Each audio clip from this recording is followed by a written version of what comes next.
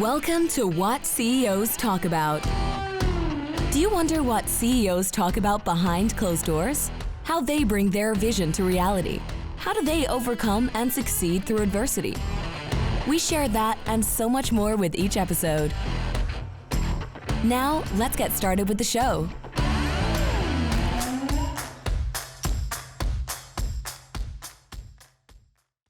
Hello, everybody. My name is Martin Hunter. I am the host of What CEOs Talk About, where we translate vision into frontline operations. Today on the show is Holly. Holly and I have been trying to connect for the past, we'll say 6 or 7 months. Poor thing is she's building her business. She's doing a great job at it. We'll learn all about it. Holly, can you tell the listeners, who are you? Kind of short form. Short form, I'm Holly Carinci, and I'm the CEO and founder of HwP PR. Oh, thank you very much, Holly. Was that short? We will dive deeper. For those who are watching, look at the connection we got. Holly has got this beautiful polka dot. It almost looks like thumbprints or something from where I'm sending in, and that's my boys. Yeah, pretty neat. Different colors. What is the title of the show? What did we come up with? We came up with reputation. Do you have one? And how to build one. Da da da da. Fabulous. Da, da, da. All right. Before we start, we've got sponsors today. Like always, we have our book sponsor. These guys, I Need to Effin' Talk to You by Ken and Russell. These two guys have been able to put into play a super cool tool that talks about how to address difficult conversations in the workplace. And how they've done it is they've built scenarios. So they put scenarios together of, hey, this is Jimmy and this is John. Jimmy tells John to piss off. What does John do? And so we tend to think that most of our supervisors can deal with it. Even our leaders can deal with it. But without practice is everything. And we do it in sport. We do it in other ways. Why not practice dealing with difficult conversations? And I just, being Scottish and from the East Coast of Canada, that 4-letter word is kind of an article sometimes when I speak. So Ken and Russell, good job. I usually do service, but I'm going to keep that one. Product is Flow to Freedom with Apparel. Mrs. Kwong has this amazing product. For those listeners that know, I coach rugby and I have a teenage daughter that plays. And at this age is when we lose the most female athletes. And one of the reasons is the female period. And for guys, it is difficult for coaches like me, talk about the period. I had one of the girls, she's like, hey, I don't want to practice today, or I'm not feeling well, coach. I'm really dizzy. And this is not my kid. This is a completely different kid who just shows up, walks to me. She's 15 years old. And she says, my period is pretty heavy. I'm feeling dizzy. And the entire coaching staff looked at me and I said, it's okay. Just walk it off, have some water, and whenever you want to come back in. And so the entire team, both of men and women, looked at me and gave me a golf clap. And they said, well done, Martin. well addressed. I was like, I did not know how to address that situation. But Flow to Freedom Apparel is all about using products and building products that support young women athletes and older women athletes as well, and how to deal with it as well. And she's got great talks and services around that. Anyways, that's the apparel, the product. The third one is a service, and that one is near and dear to my heart. It's UltraVest. It's how do we match corporations with underserved charities?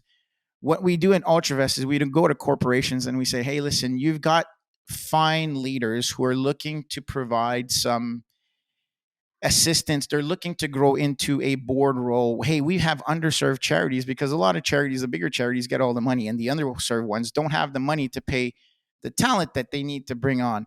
And so what we're doing is we connect them by saying, hey, listen, empower your leader to grow his tactical and strategic leadership in a non-for-profit. And that benefits the organization as the individual grows, but it also profits the non-for-profit, non-for-profit.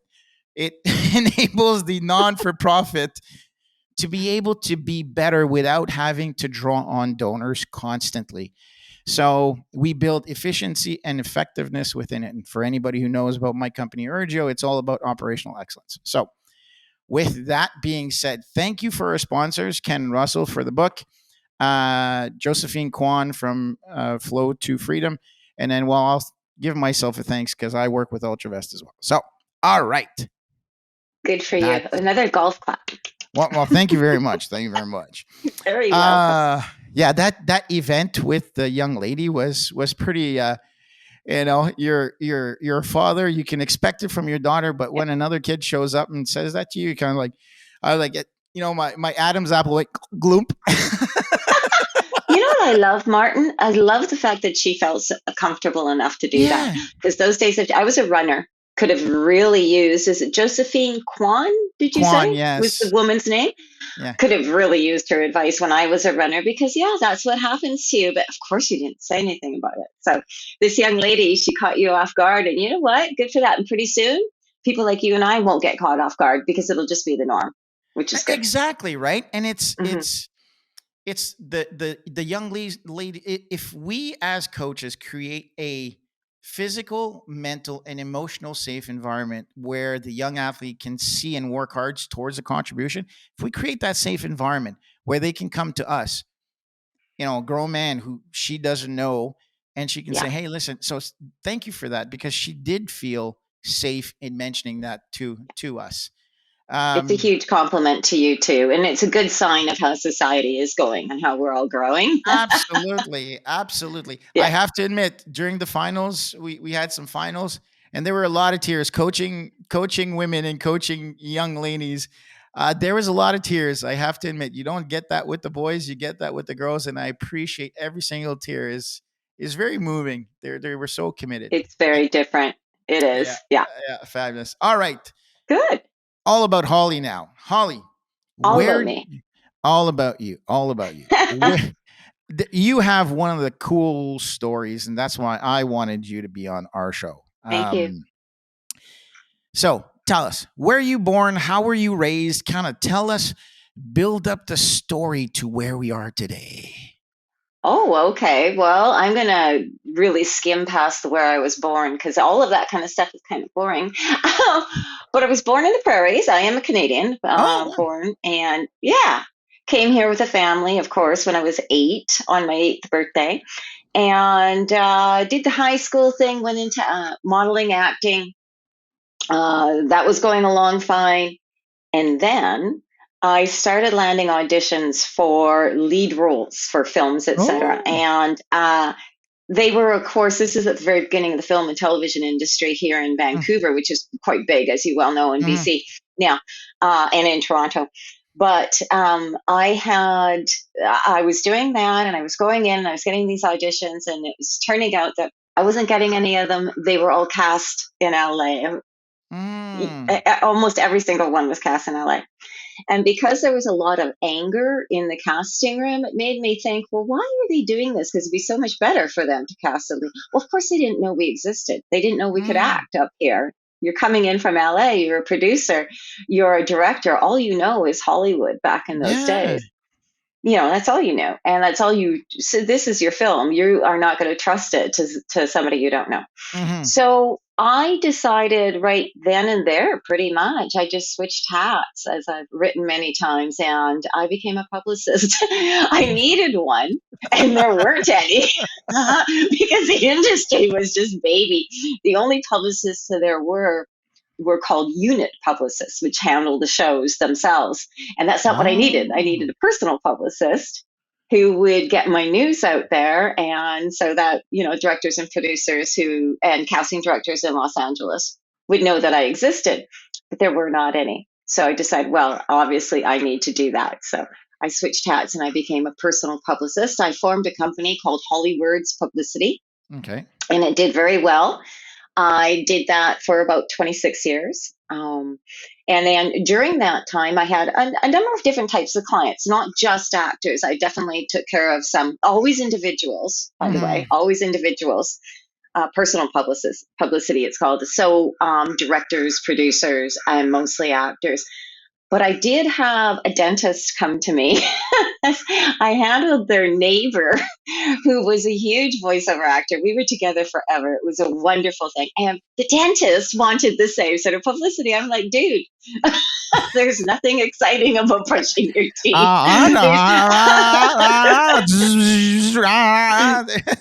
Seriously. Whereas what your neighbor does is, pretty exciting. Anyway, I said I would think about it. And ended up being a really great move. And it kind of led to where I am today. So bear with me. I ended up producing a show. It was at the time when the show Extreme Makeover was just at its tipping point.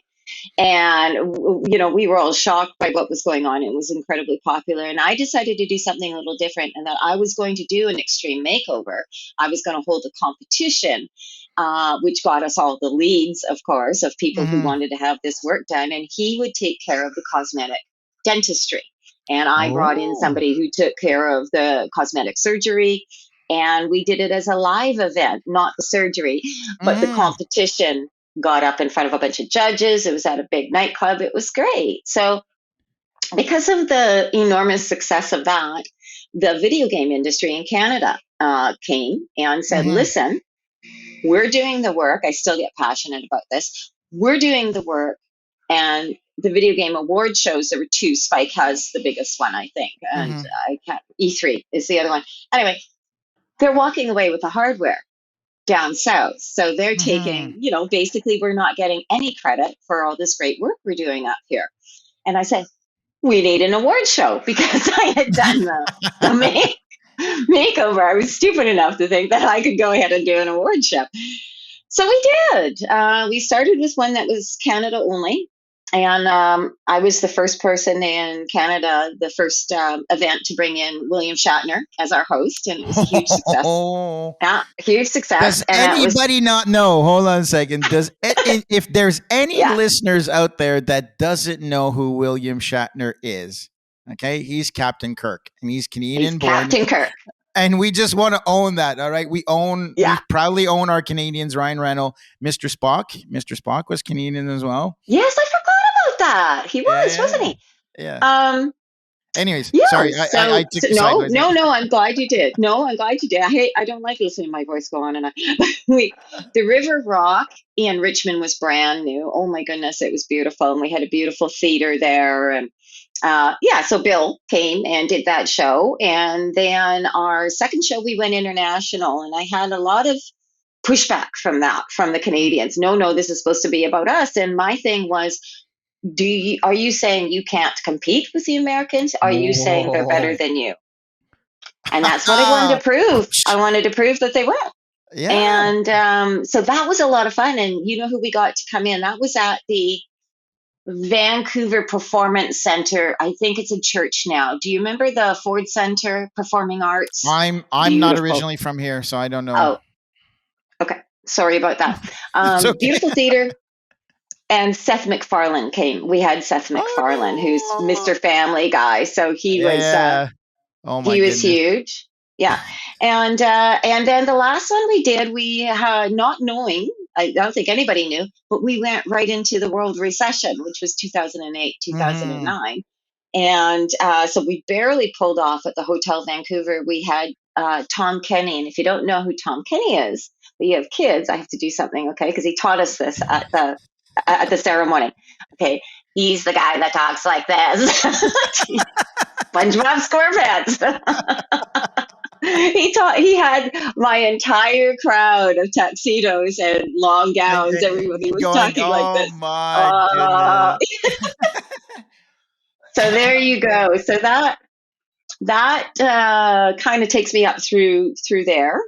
And did you want me to go on and finish up with Hollywood? Absolutely. Okay. Take us all the way. It is vital for the people who are listening, because a lot of people, the story of your life is as important as the message, because it just defines the path. And a lot of people who are listening, are in one way, shape, or form in their own path. And when you get to listen to other people's journeys, you get the opportunity to relate. You get the opportunity to define your own story and say, okay, well, Holly went through this, right? One of the things that I want to pull out from when you first mentioned, like you were started to be an actor, the beautiful change that you do that a lot of people will call a pivot is that you went from a one-to-one relationship. So every movie you would apply, and you changed your business model to a one-to-many. Yeah. So now instead of going after individual situations, you went, okay, how do I serve upstream an entire group? And so Very true. that is critical. When you think about it, you think of the relationships we have. Referral partners are as critical. Who you serve, how you help. Referral partners, it's like number 4 of things of growing your business. If you don't have referral partners, then you're working really, really hard for each transaction, right? So anyways, so please keep I your like story. that point that you just brought up. That's really interesting. I hadn't thought about it that way before, because instead of going out and championing, everything is about you, right? You're like championing yourself all the time when you're an actor or in that business at all. And then all of a sudden you put on a different hat and you're championing everybody else, which is Well, and interesting. Thank you. you did it in a way that is really helpful and facilitating. And that's what a lot of people struggle with is you said, okay, I was there. I couldn't get movies. Right. And so let me tell my This story. is why. Yeah. And here's what I do now. I will help you. So when you offer that reciprocity now, of course, you're getting paid, and there's nothing wrong in a business transaction. But basically, what you're doing is this transformed who I am, and hopefully I can help you because here's the gap that I saw, and here's how I can improve it. And so, thank you. Yeah. I'm going to refer back to that on the second business. No, I was going to say, now you do the same thing for CEOs. There you go. Nice. That's exactly it. Bang on. Thank you, Martin. So we did the shows and then carried on through the industry. The climate changed in a very big way, and of course you would know this as well. And that is that along came digital media. So all of a sudden you didn't have your nice. We had a lot of different relationships in Canada, and unfortunately, some of our, just amazing reporters were laid off and let go, and so myself as a publicist, we had less and less, and everything really changed, which was fine. Made that transition. I definitely focused on working in the United States a lot, and did a lot of fun things. I met a lot of stars. I worked alongside a lot of them. Did a lot of red carpets, in LA, etc. And coming up to we'll go into the transition from all of this. Coming up to the pandemic, by the nature of what it is that I do, where I watch and scan headlines all the time, I started noticing that, to put it bluntly, the number of haters out there for CEOs was just, wasn't it? It still is, but it was a real thing then. Yeah. And here I am in a totally different world. But I had started to feel the need, I should add this, I had started to feel the need to do something with a little bit more meaning. I felt like I was watching my friends, step out of their comfort zones. I had done it, as you pointed out, a long time ago. I hadn't done it since. This is what I've been doing forever and ever. But working and representing, as difficult as the work was, actors was not getting out there and definitely and doing anything of great meaning. And I just felt that I needed to give back to the world. There was still time for me in my career before I retired. So I thought, if I'm going to do anything different, I better do it right now. So went into the pandemic and saw it become more and more. And that's what they now refer to as the trust deficit. And just quickly, I'll give you a quick stat. Edelman, who is the biggest publicity firm in the world, and I'm a fan of theirs. They can't do what it is that my group's doing, so yeah, I can remain a fan. But they do something called the Trust Survey, Trust Barometer, every year, and in the United States, we weren't wrong in noticing this about the CEOs, because in the United States, CEOs were the third least trusted of all societal leaders. So I thought Wow. that was bad. But what I couldn't believe is that in Canada, they're dead last. And you wouldn't know that, would you? You would not No. know that. And I feel that most of the CEOs who are the least trusted of all societal leaders, that's less than politicians, that's less than the media. I think that maybe they should sit up and take notice of that Yeah. and make some changes. And so what I decided to do, bringing my story to a close, what I started to do when we went into the pandemic and all the film sets got shut down, is Hmm. I wrapped everybody up. And as I wrapped everybody up, I closed down contracts and let it go. And so 2 years later, and went into R&D Hmm. for PR for CEOs, and just launched on November 1st of this year, just a month ago exactly. Congratulations. There you go. That is why Holly was pushing me away. She's like, I need to get my website up. I need to Yeah, get everything. I am to get everything in line here. It's Yeah. the term CEO. It's Hmm. funny because on one side, everybody it's loosely used, right? So you have young startups. They go, I'm the CEO. Well, your version of the CEO is very different than what a corporation who makes more than $100 million, $50 million, right? You have how many lives in your back pocket?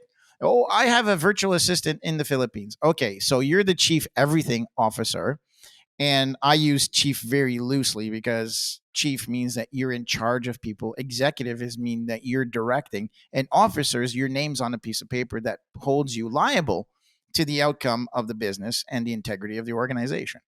So when you think of the title very, very carefully, you go chief. So you are responsible and accountable for everybody within the organization.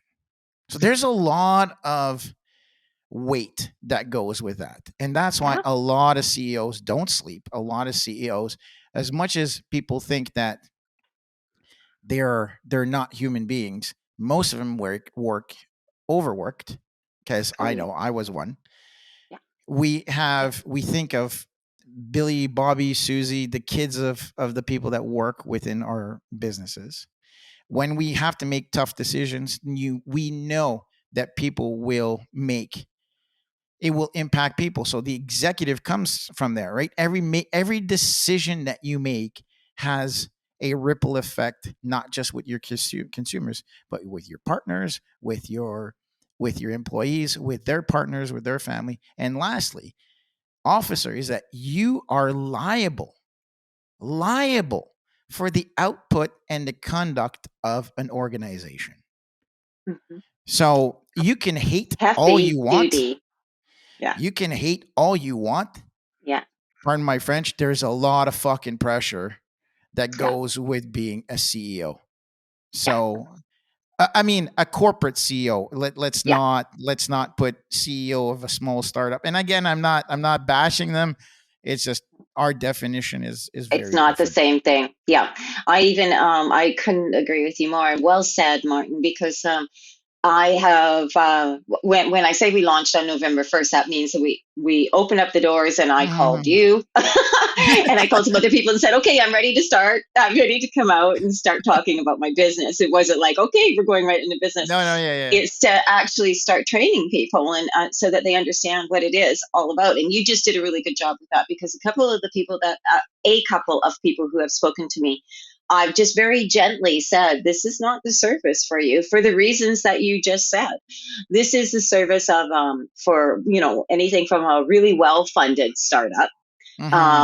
to a Fortune 1000. But mostly it is, yeah. So mostly it is what you were just saying, is CEOs that have a ton of responsibility. The game has changed. And that is what I am mostly talking about, is that so many of them are just, forget the trust issues, forget DEI, forget crisis, forget. No, you can't forget all of that stuff, because now society is starting to demand that they see you doing it. And that's one of the reasons why I built the company, was to It, service those things. absolutely. I mean, you're still using your gift, your Yeah. capabilities. You're using your skills, knowledge, and experience. you're just targeting a different audience, a different client. There's nothing wrong with that. I always said a coach is a coach, regardless of, I played rugby all my life. My daughter started being interested in field hockey when she was 4 years old. I went and coached. Now, I don't need to know the ins and outs of field hockey immediately. At a certain point, you will, but you will gain that experience. You will gain that knowledge as you follow through. But I want to come back to the title. So the first one is reputation. Yes. That is key. Like that trust, that reputation. When you do risk management in an organization, we use the acronym PAIR. So people, environment, assets, and reputation in that order. Okay. So you do a risk matrix and you say, what event can have an impact? And you talk about small events that have huge impacts are always reputational. Always reputational. When I was working with Shell, there was a Canadian goose on a processing facility that was dead. Somebody snapped a picture of that Canadian goose and said Shell is killing Canadian geese, like that. And it's like, how can you control, a flying goose that lands on your property, probably swallowed, probably old, probably something that has nothing to do with consuming, contaminated grass? It's not going to die there. Anyways, so that I want to put that in context when we're talking about how important and the connection between the human being who is the CEO and the master and commander, I use a naval term, of the ship called a business. That reputation, back in the day in the 1700s, people would flock to captains who had good reputations. Yes. We've lost that. It's gone so much to the bottom line. Shareholders are much to blame. You have wonderful CEOs who can't make any changes to their companies because their shareholders won't let them. And then that comes down to, as far as I'm concerned, is that's the CEO's choice then for who they're working for. Because again, times through the pandemic, which makes it all brand new, it has changed. It is here to stay. It is not something that you can ignore. The people are making demands. They want to make sure that you're helping the climate. They want to make sure that that you're on their side when there's a very controversial public policy being forced upon you, such as the abortion rights of women in the United States. You better know what you're doing, and you better step forward and say something, because they're demanding it. You can't ignore these things. And at the same time, how can you possibly be an expert in all of these areas? No. You cannot. They are brand new. Other than crisis, they are brand new. And you need experts, which is why we brought these people together. There's experts in every single area, as well as publicists who take the information of the work that the CEO is doing with the experts and gets it out in the media. So it's all a very nice win-win. But no, they can't do that by themselves. And it covers the second component of the title. So reputation, yes. Yeah. Number 2 is, do you have one? And I think we kind of covered that, because it's, most CEOs that I know, like you said, they're under the veil of the organization. Because the shareholders, very different. Shareholders, yeah. Yeah. Very different. Yes, the board, the people who hold the financial kind of stick, say, hey, listen, this is how it is. And it really shows, because in corporations, not in small to medium enterprise, you have men and women who have in tenure as a CEO, and they're more like presidents than CEOs, but there's a long tenure. And it's unfortunate that we don't see that same cultural consistency that an organization needs by its leadership. And we tend, the CEOs tend to shift every 24 to 36 months. And, we want fresh blood. We want fresh blood. We want fresh blood. Well, what about consistency? What about ensuring that, your leader, how, I'll take me, for example. I'm very energetic, right? And my energy flows up and down. There's days where I show up at the office and without even saying anything, everybody goes, you okay? Yeah. Why? Oh, your energy's down. Oh, is it? I'm sorry. We had rugby went late last night, went with the guys, and we had a few beers, and, waking up at 4 with a few beers, going to bed at, 10 or 11 was not the best thing that I did. Oh, great. But they know that, right? And so then the entire organization knows that from that moment on, okay, well, maybe Martin won't be fully attentive in the meeting. Maybe he'll drink a little bit extra water that day, right? Or same thing. People know how caring I am. And I think that being able to say my boy, my daughter, I say my boy because for some reason all the women have boys in our. Yeah, there's only 2 girls when I think about all the kids we have. Sorry, I just it dawned on me within the team. Why do I say my boy? Exactly. That's So there's perfectly acceptable. Yes, I have a boy too. So yeah. So we have a lot more boys than that when I think about it. Anyway, so my boy is sick, and I always say, I go in Slack. I said, rest well. We're not doing brain surgery. Nobody's gonna die if you don't show up. I'd much rather you take the day off, spend time, take care of them. And people know that I live the second core values, demonstrate care. So Exactly. without consistency, how the hell are you supposed to make sure a company grows, evolves, and is profitable? Sorry, I just went on a tangent there. No, you didn't. No, you didn't. Everything you said was, yeah, that's our point. People didn't have to know the CEOs before. The reputation came on the Mm-hmm. corporation that was built. I didn't change it. You didn't change it, but the world did change it, and COVID played a big role in that. And I Mm-hmm. think one of the things that I find it's not maddening. It's just a tiny bit frustrating. Because I have a lot of respect. If CEOs, if you're running a big corporation, usually you're a pretty smart person. Well, if you're a pretty Mm-hmm. smart person, then you should understand, holy heck, there's something I've got to do about this. I've got to get out of the Mm-hmm. boardroom and I've got to be much more forward facing. And oh, wait, I don't know how to do that. No kidding, you don't know how to do that. I would be hard put how to do that. There's a Mm-hmm. lot of things that we're handling that there, well, none of them, absolutely none of them. I'm overseeing everything. And that is because there is the people we're bringing in, that is the only area they work in. So they are absolute experts in that area, which when you do that, while you pay more per hour for them, you spend way less hours with them. And what is one of the things that CEOs don't have any of, and that is time. Time. So, so yeah, I think that it's really important and to put that work in and make sure that you're somebody that your customers know, any of your shareholders, whoever your shareholders are, your stakeholders are, they need to know who you are. They need to know that they can trust you. And the only way they can do that is by taking a look at the good things that you're doing. Man, you better be doing good things. If you're not, Hey, you're toast. there's two things that I want to mention. One is the acronym DEAL: direction, elimination, automation for liberation. When you've got good Okay. direction, you Yeah. eliminate anything and everything that's not aligned. You try, I hate the word try. You automate Yeah. as much as you can.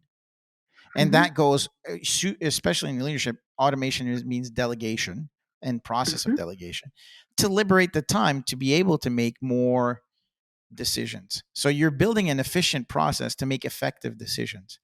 This, Definitely. the second thing is this is I love this one and it fits so perfectly. Um, we come in, we're hired, we bought a company, and I go in and I meet everybody all the time. And so we go in and I meet the general manager who's been there for a long time, and I sit down and, hey, how you doing? Just kind of shooting the shit. And he says, with all due respect, sir, I don't know what you're going to come here and tell me how to do. He says, I have 29 years of experience in this and you don't. I said, okay, fair enough. How about we go see the crew and I want you to leave a message with them.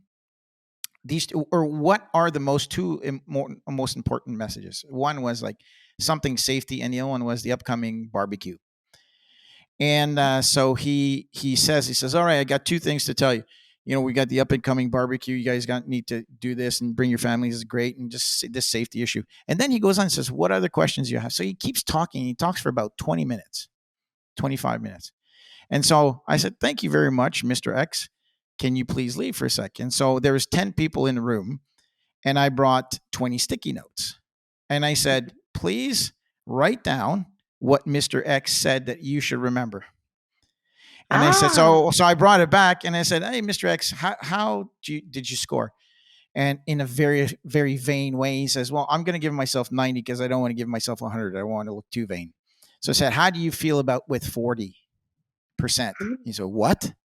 So he showed it. And I said, no matter what you think your reputation is, how you're dealing with the stuff is just a process, right? And let's create a process.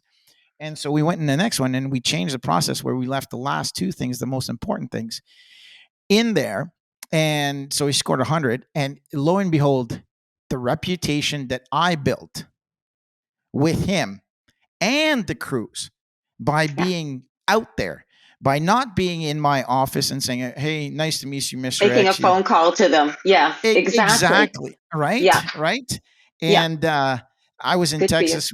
There was another company. I was in Texas.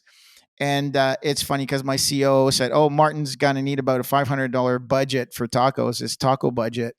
And they're like, what? What's the taco? $500 for tacos? He's like, yeah, Martin, every time that he shows up with a place, we usually deal with trades and manufacturing companies.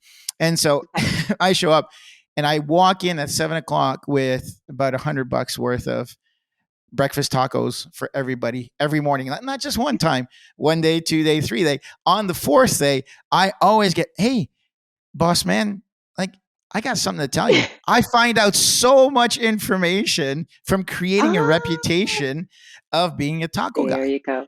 And so, hence, regardless, I want to really support what Holly is saying of how critical it is as a CEO to have a reputation. And that reputation can be internal, external. Like for some people, not in and it should be both. Yeah, it should be both, but it should not be one or the other, right? No. It's who you are as an individual, right? I bring my energy, I bring my care, but I am also like, I want people to get shit done. So, you know, you get till 7:30. When 7:30 hits, tacos go away. Come on. Let's have our safety talk. Let's talk, do a toolbar talk. And so anyways, I just wanted to support and give a concrete example of how critical it is to have a reputation.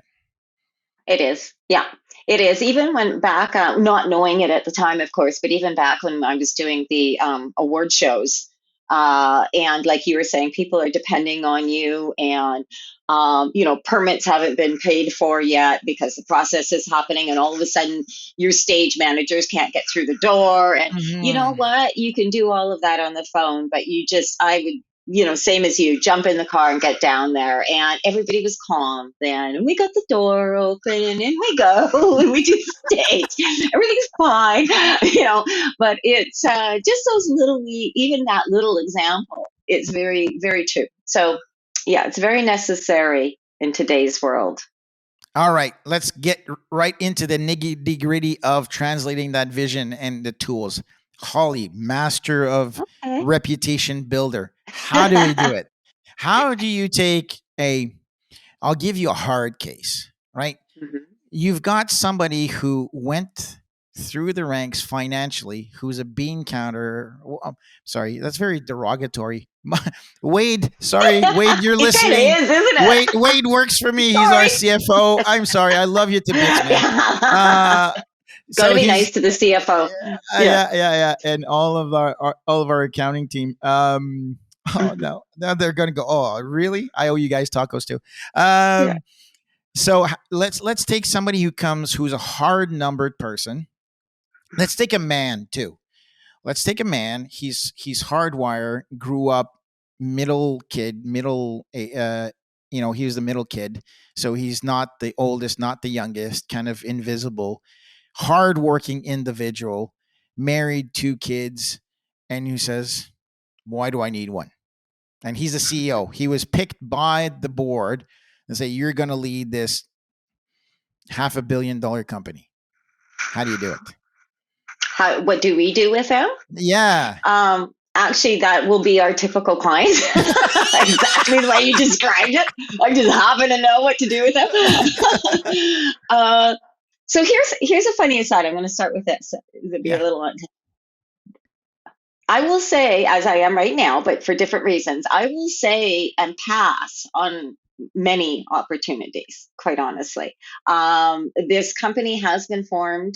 It can service most people, such as the Mm-hmm. situation you just described. There are people who don't want to get out there and help. There are people who don't want to contribute to climate change or transition, Mm-hmm. rather. There are people who don't want to have a crisis prevention plan in order. Mm-hmm. And all I think about is all the employees. What about your employee relationships? What Mm-hmm. about your customer churn? Those are your customers. Mm-hmm. These are the ways that we build a reputation, is by Mm-hmm. helping you come to decisions, not your company. Your company can hire my experts companies Mm-hmm. if they want. I'm only looking at the CEO. So some of them that don't want to play any of that, that don't want anything to do with that, I am going to pass on. Yeah, I of am going course. to say no, thank you. The people that come to us that have news coming up, we're still going to start. I don't care if they have news or not, because we can start at the bottom level. Having news is a nice thing that we will get Mm-hmm. to with your bean counter. Did I say that right? Yes, bean counter. Yeah. It's all good. um, first thing that happens is that we do an audit and take a look and see how they are in all of the situations. And again, I keep kind of blasting them off. There's about Mm-hmm. 5 of them, and that I've recognized that are some of their core issues that are very new to them and that they don't know how to handle. Mm-hmm. And by handling them, because your customers, because your stakeholders are demanding this of you, it's going to affect your bottom line if you're not doing it. So hence the bean Mm-hmm. counter is all Mm-hmm. you have to do is show them the statistics on that, which we've done all the research. And it's one of the reasons it took me a while to be able to talk to you, is that's what Mm-hmm. we were in the middle of doing, is finding the research on that. So we can prove, we can show very high end stats and surveys, etc., that shows how becoming more involved with your employees, how Mm-hmm. um, actually saying something or sending out messages to your customers, how that will relieve customer churn. And what we do is we end up building a relationship for you, building a reputation, sorry, for you, given that you are addressing all of these issues that are being Mm-hmm. demanded this day. So if you are behind the scenes bean counter, you need us more. I got to stop saying that. CFO, Yeah. you need us more than anybody, actually. I think, people who are extroverts such as yourself Yeah. and me, we don't even actually need it that much. We need direction. We need to know Yeah. our facts, and we're there for all of that. But we're easier to package up and get out there. The people who really need these services are the people who understand that they need to step out, that they need to be the face of the company, that the Mm-hmm. company itself can no longer be the face. They have to be. And that terrifies them. And that is okay. That's why we have Mm-hmm. experts in every area. So you're going to be taken through the crisis prevention, Mm-hmm. and talent acquisition, et cetera, all of their core issues. Be trained by an expert in each area, but you're also going to be taught how to message that. One of our best messaging experts that our clients will work with, is the former VP of communications for Disney. That will Oh just wow. give you an example. Well, one of our biggest publicists is a business publicist. She was the head publicist for PwC out of the New York office for 11 and a half years. So that's the quality. We have You have the a person who will, survivor there. You have somebody who can I've survive. had some, Oh my thank you. goodness. That Yes, is a that survivor. it And is. Yeah, I mean that in the nicest way possible. yes, You are yes, living in day-to-day trench warfare. yeah. Oh my goodness. That's a solid individual. And yes, all of them, and they're lovely and they're wonderful, and they don't even need to prove their talent simply Mhm. because of their credits. And I definitely, that again, the 2 years, people say, well, what did you do for R&D for 2 years? Do you know how hard it is to find these people? And I know, Not and just then hold never on a second. Not just find, attract, recruit, hold. attract, recruit. Yeah, exactly.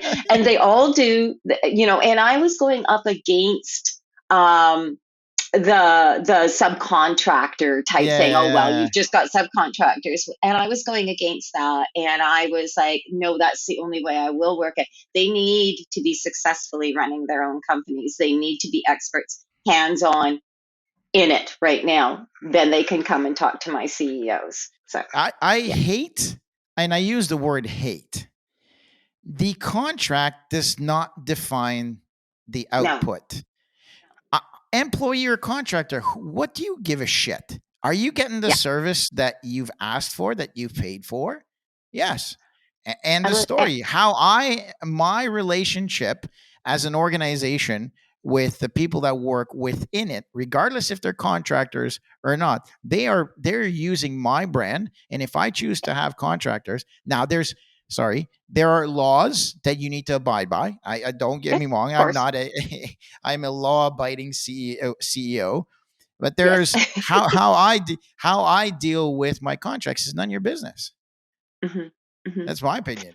And if I may add something there, um, and I too have to be careful how I say this, but anybody, like for instance, nobody is in my network on my team who is with an agency.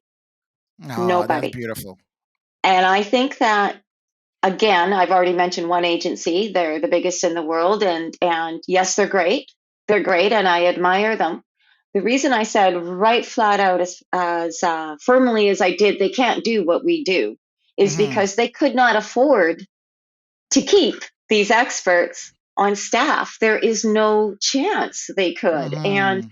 even my clients who will pay higher hourly wage fees Rates, for yeah. these people, but again, so you're paying twice as much, but it's going to take you 2 hours instead of four. What would you It, rather do? there's And the level that you're getting from these people you. is just boom, and Ah, that's what my CEOs deserve, is what I'm concerned. I believe. you're a boutique shop. We're a boutique shop. Yes. We don't have a gajillion people. We have the right people, right? It Exactly. has to be organic. We've made Yeah. a choice at Urgio to not exceed the number 27. 27, if we go above 27, is we lose that boutique feeling. You don't know Yeah. everybody, you don't know all the kids, you don't know all of that. And then all of a sudden you become now a corporation. And I'm not saying corporation is the wrong thing. That's not what Neither is am that I, but it's not right for us. And if we're I'm providing leaving services, yeah. I'm leaving from for Mexico on and coming back 19 days later. My COO is going to Mexico, coming back from later. My VP of operations, she went out east and she worked the entire summer from out east doing half days. We still want that. That is, and boutique Mhm. offers flexibility for both the client, the leadership, and the team members. That is critical. I think we're in a place now where people want to live well. And They and oh, and well doesn't mean like you're a gajillionaire. It's just you want to appreciate life. You it want to be actually able to means, yeah. go ahead. Sorry. Sorry. No, I was no, just go going to ahead. say, yes, it actually means sometimes the opposite. People found that they got to spend time with their kids. How many times have you heard that about during the pandemic? It was like, I am not willing to go back to that extremely part time, hardly ever seen Yeah, parent exactly. again. I just want to see my kids. That's just going for the park. That doesn't mean you have to be a cajillionaire. So I really agree. Because I've always been a boutique publicist, a boutique firm, but I've dealt on such a high level. Hmm. I have a different perspective of it, but I understand how other people saw it. And that kind of bothered me. It was like, no, we're doing good work. But at the very same time, I am telling you that, and I will name them, Edelman, number one PR company in the world, cannot deliver the high level of service that we'll be able to deliver because of what you said too, and that's flexibility. Every single client needs something different. We have an answer for every single client, and they're all pretty much C level themselves. So And You can't it again, we're talking about not transactional, but transformational. Transactional yeah, is you pay for yeah, something, right? yeah. So these people are investing in building their reputation. It's an investment. And Oh, therefore, there's a return on your investment. Okay. mhm. So when a car is a car, I get it. You know, you buy a Toyota Corolla and it's a good car, it'll get you from there to there. Right. Yeah, Now, yeah. is your investment good? Yeah. If you As long buy as it a, hasn't been recalled. exactly, So, right? When I was thinking sorry, go about, ahead. that's okay. When I bought a truck, I bought an F 150. My buddy's like, oh, F 150. I said, look at the resale value of this. Yeah, I'm going to pay a little bit more than what you do. But when it comes time to selling it, I'm going to get everything out of that. So it's no different when you're hiring a service. Don't pay more just to pay more, but really look at what you're going to get. And the reason why we are boutique firms is that because we are nimble, we are flexible, we adjust. Our systems are not rigid. You're not a consumer, you're a client, which is very Yes, different. big difference. Right? Consumer, you get what you get, you don't get upset. A Yeah, client is like, welcome. Can I get you an espresso? Would you prefer a cup of tea? yeah, And there's yeah. all those things that you go, okay, great. You know what? And you know what? When Holly comes, don't offer her coffee. She prefers tea and she takes her tea this way. You can't afford that time when you're a corporation, when you're a boutique firm. You could treat people in a way that Very you true. want to be treated. And you're always the client's not always right, but at least you get treated with dignity and respect like a human being, not just a I consumer. agree. I agree. Yeah. And I think that certain services that are being delivered by companies such as ours, it's the services are personal, and so Yeah. therefore it's far better if you stay small, if you stay tight, because you need to know your client, you need to know what everybody is doing who is working with that client. Um, you truly do get lost in the bigger corporations if they're providing the services. It just doesn't work, And honestly. I've gone through this. Once you crack the nut, there's emotions that come up. And you have to be personable. You have to be able to grab and say, hold on a second, let me get the tissue box. Right. And you have to have that empathy. And that empathy comes from, so if you want your team members to be empathetic, then you need to create an environment as an organization to let that empathy flow when people are dealing. So that's the, oh shit, I told you, it comes full circle. That's the reputation of the organization, Yeah, yeah, right? yeah. Exactly. You Exactly. see, I told you, it always comes full circle. It did. It really did. Yes. Oh my goodness. I need to hire you guys on to go and talk to my clients to be and help me educate them, because you just did it right there perfectly. Holly, how do we get a hold of you? Oh, probably the best way, you can always look me up on LinkedIn, of course, Yeah, which is whatever, LinkedIn/Holly Carinci. Um, but you know what, really good? We just rebuilt the website, yeah. and that is www.hwp-pr.com. That's I a was good there. spot. Yeah, it's a nice. Um, Thank you.